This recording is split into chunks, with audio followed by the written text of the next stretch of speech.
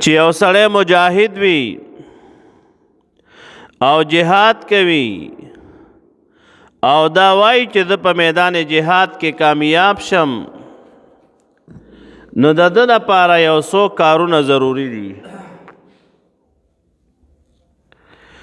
او هغه کارونه په عالم اسباب کې چې هغه د جهاد د کامیابی ذریعه ګرځي، او هغه تمام کارونه الله پاک جل جلاله قرآن پاک کې ذکر کړي دي. یو پکې دا ده چې مجاهدین جهاد کوي، نو پکار دا ده چې د خپلو کې متحد وي، اتحاد وي، اتفاق وي. او قرآن کریم کې الله پاک جل جلاله دا بیان فرمایلی ده، واعتصموا بحبل الله جميعا ولا تفرقوا. تاسو د الله پاک جل جلاله اغا رسی په مضبوطیا سره اونیسی او تفرقه او ډلې ډلې مه کیږئ، ځکه د اختلاف نتیجه ګوره ډېره خرابه وي. د اختلاف نتیجه دا ډېره خرابه راوځي ښه. او دویم سیز چې یو سړی وایي زه په میدان جهاد کې کامیاب شم، نو دا د ځان سره اسلحه والی، اسلحې تیاری دی وکړي، او د دې ذکر هم قرآن پاک کې الله پاک جل جلاله ما او تا ته کړی ده. الله پاک جل جلاله فرمایي واعدوا لهم ما استطعتم من قوه، چې تاسو تیاری وکئ د طاقت چې څومره در کې قوت وي، د خپل وس مطابق د میدان جهاد دپاره د جهاد دپاره تاسو تیاری وکئ څومره چې قوت در کې وي. او دریم سیز چې هغه هم ضروري سیز ده، هغه دا ده چې میدان جهاد کې ګورې تخت نه، مجاهد و تیخته نه کوي. او میدان جهاد کې کچرې مسله دا ده که د کافرانو تعداد فرض که 2000 وي او د مسلمانانو تعداد 1000 وي، نو بیا به هم ګورې کافر نه مسلمان نه تختی، یو به د دوه مقابله کوي. او که او تختېدلو دا ګناه کبیره ده، دا لویه ګناه ده به. او که چرې کافر زیات وي د 2000 نام او مسلمان 1000 ده او کافران ډیر دي، نو بیا که مسلمان د کافر نه او تختېدو نو بیا ګناه نه ده، ځکه یو د دوه نه بیا زیات شو. خو لیکن دغه وخت کې همت بیلل نه دی پکار، همت بیلل نه دی پکار. او زمونږ جناب صحابه کرام رضوان الله تعالی علیهم اجمعین دا مظاهرې ګورې کړي دي. په غزوه موته کې جناب صحابه کرام رضوان الله تعالی علیهم اجمعین 3000 کسانو، او په مقابله کې 1,00,000 کسانو. هغه 3000 کسانو د 1,00,000 کسانو مقابله کړې ده. قادسیه کې د قادسیه په مقام باندې صرف 60 مسلمانانو 60، او د هغې په مقابله کې 60,000 کافرانو.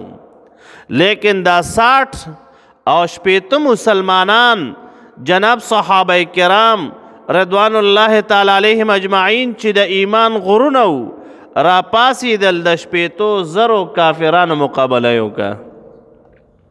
وروڼو ګورئ د ایمان قوت وي ګورئ، خو چا کې چې ایمان وي، چې چا کې ایمان وي که نه قسم ده کو هغه د اسلحې نه ډارېږي، هغه بیا د چا نه یریږي، هغه کې خپله ایمانی قوت موجود وي، ایمانی جذبه موجوده وي.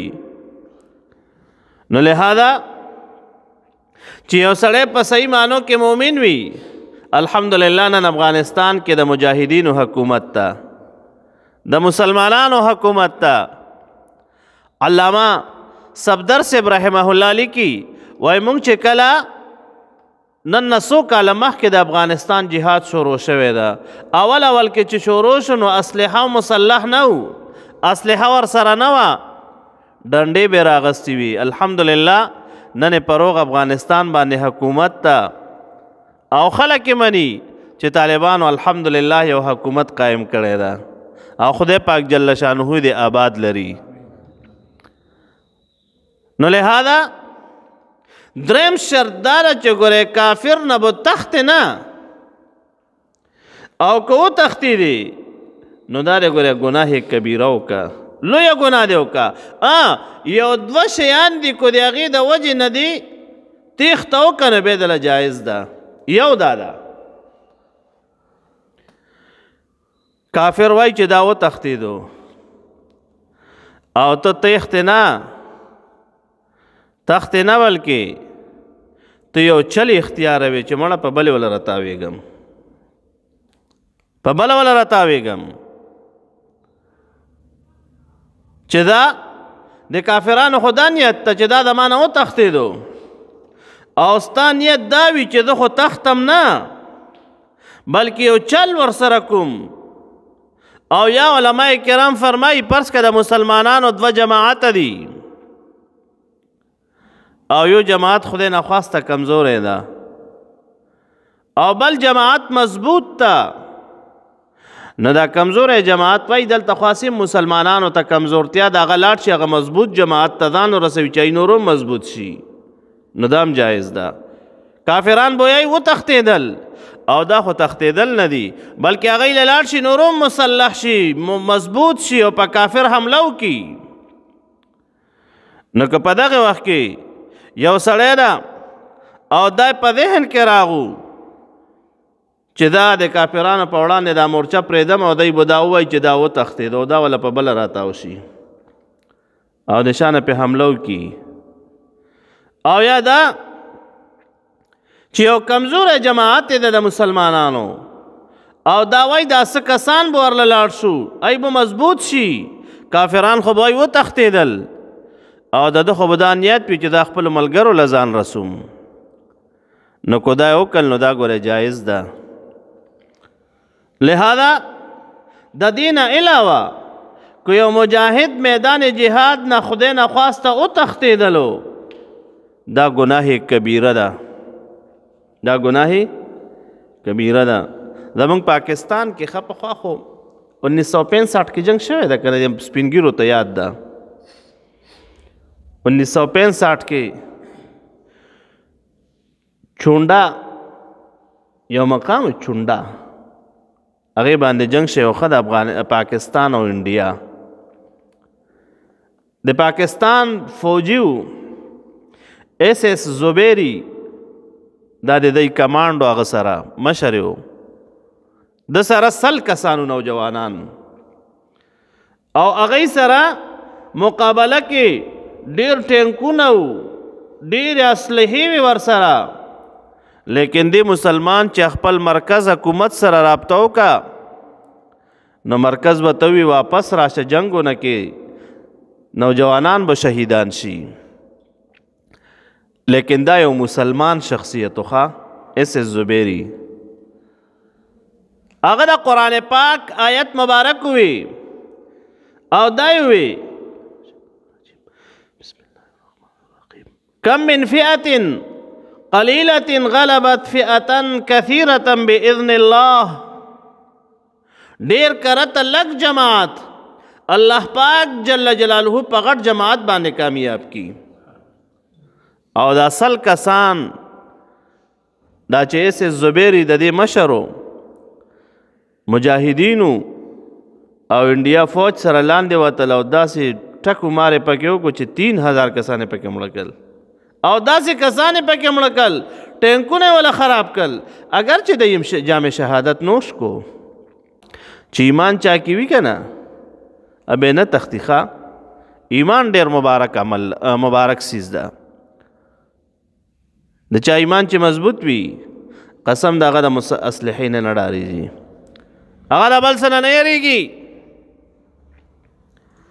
لہذا دغه وخت کې کو چا تیښته وکړه نو دا گناه کبیره ده. او جناب نبی کریم صلی الله علیه وسلم مبارک او د هغې ملګرو یو عظیمه قربانی پیش کړې و میدان بدر کې. پیغمبر پاک صلی الله علیه وسلم مبارک چې ولیدل چې جناب صحابه کرام رضوان الله تعالی علیهم اجمعین 312 او پیغمبر علیہ السلام مبارک سره 313 کسان دي، مقابله کې 1000 دي. پیغمبر علیہ السلام مبارک یو موټه شګه راواغسته او وین مستا او وی فرمایل شاهت الوجوه، د دې مخونه دي تور شي، د دې کافرانو مخونه دي تور شي. پیغمبر پاک صلی الله علیه وسلم مبارک چې کله هغه شګه وویشتله، الله پاک جل جلاله د هر کافر سترګو ته ورسوله. هغه کو شاته و، هغه کو مخکې و، هغه کو ښي اړخ ته و، کو ګس اړخ ته و، لیکن هر حالت کې الله پاک جل جلاله د کافر سترګو ته هغه شګه ورسوله او کافران وړاندې شول، مسلمانانو پې حمله وکړه. مسلمانانو پہ اللہ پاک جل جلالہ بیا او فرمائل فلم تقتلوهم ولكن اللہ قتلهم، چې تاسو دای نه دي قتل کړي بلکې الله پاک جل جلالہ قتل کل. یعنی دا شګه چا ورسوله؟ الله پاک جل جلالہ د کافرانو سترګو ته ورسوله او 313 کسان دا مبارکان په 1000 کسانو باندې غالب راوستل. او الله پاک جل جلاله فرمای وما رمیت اذ رمیت ولكن الله رما. تا وشتل ندی کړي کوم وخت چې تاسو وشتل کول، لیکن الله پاک جل جلاله دا وشتی دي. یعنی دا شګه خو پیغمبر پاک صلی الله علیه وسلم مبارک دا خپل لاس مبارک باندې وویشتا، خو لیکن د کافرانو سترګو ته چا ورسوله؟ الله جل شانه. لہذا دا د څه لپاره؟ د پاره د دې وليبلي المؤمنین منه بلاء حسنا، چې الله پاک جل جلاله انعام کی په مؤمنانو باندې خیسته انعام. کافران ولا غرقل کنه. اللہ پاک جل جلالہ اوریدن کے پویا ذات تا. لہذا دا کم چی اللہ پاک جل شانہ فرمائی ذالکم، دا کم چی منگا اوکل، یعنی دا سی وشو، دا سی خبر اوشوا چی اللہ پاک جل جلالہ موہن کید الکافرین، کمزور کون کے دا کافرانو کا تدبیر لرا. کافرانو یو تدبیر جوړولو، لیکن الله پاک جل جلالہ بل تدبیر جوړ کو او دا کافرانو تدبیر سکو هغه خاورو کې ملاو کو. او مومنان چې لش کسانو خوا اتو توری وی ورسره اته او یا وسره وخانو او مقابله کې څومره 1000 او زر توری او څومره وخان چې علالول به، لیکن دیخوا مبارک خلقو د ایمان غرونو الله پاک جل جلاله وته عظیم فتح ورکا. لہذا دا درې شیان د جهاد مجاهدینو لپاره ضروری شیان دي. یو دا